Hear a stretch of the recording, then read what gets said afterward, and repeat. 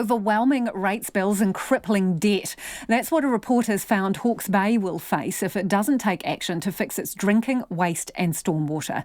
A review's been released today on what a regional model for three waters service in the Bay could look like.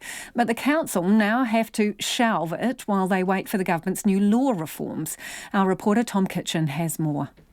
It all starts in Havelock North. 4 years ago, a water bore became contaminated with sheep faeces. It hit the town with Campylobacter poisoning. Thousands were infected. 4 people died and others were left with permanent disabilities.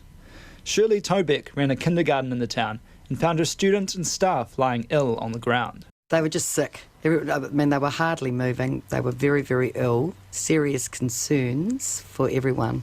She says it was scary. Those children in the centre are aged between 0 to 5 and quite vulnerable to, diseases like this that come through. The disastrous mistake prompted Hawke's Bay councils to look at how they could improve water delivery and ensure the costs didn't run away on them. 18 months ago, the councils commissioned a review into the benefits of developing a region-wide solution.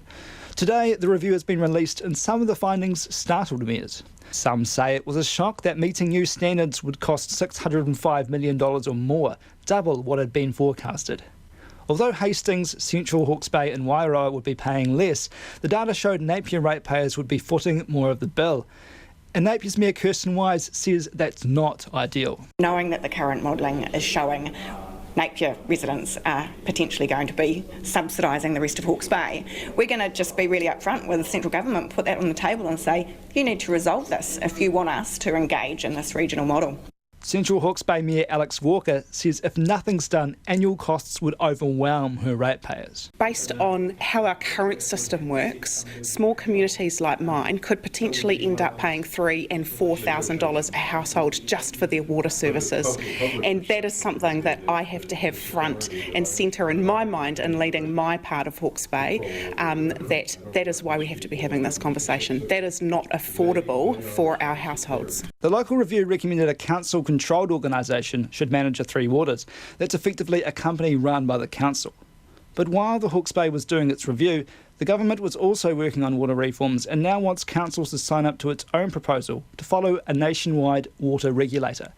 The councils have agreed to look at the government's plan, but Wairoa's Mayor, Craig Little, says he needs assurances before signing up. So obviously Wairoa, we have a lot of people say to me, well, you'd be silly not to jump at this deal, you're getting subsidised from the rest of the region, which is correct. But we also need to know, we need to ensure that we retain our service levels, our staffing levels. And yet another sticking point is Napier's wish to go chlorine-free. If other local authorities want chlorine and Napier doesn't, where would that leave the city? Ms Wise says she's been assured by the government Napier can get its own solution. When we had the Prime Minister here earlier this year to make the announcement around some of the funding, I actually had a one-on-one conversation with her then and said, I need assurance to take back to my community that if this reform goes ahead, we can still move towards a chlorine-free network. And, at that time she has assured me that's the case, and I'll just be like a broken record. I'll be saying every step of the way, OK, just keep reassuring me that we can still go chlorine-free. Hawke's Bay councils have acknowledged something needs to change to ensure water supplies are safe, but the question of what reform will be adopted is still to be answered. I te matau a Maui mo te hōtaka o te ahiahi nei, ko Tom Kitchin aho.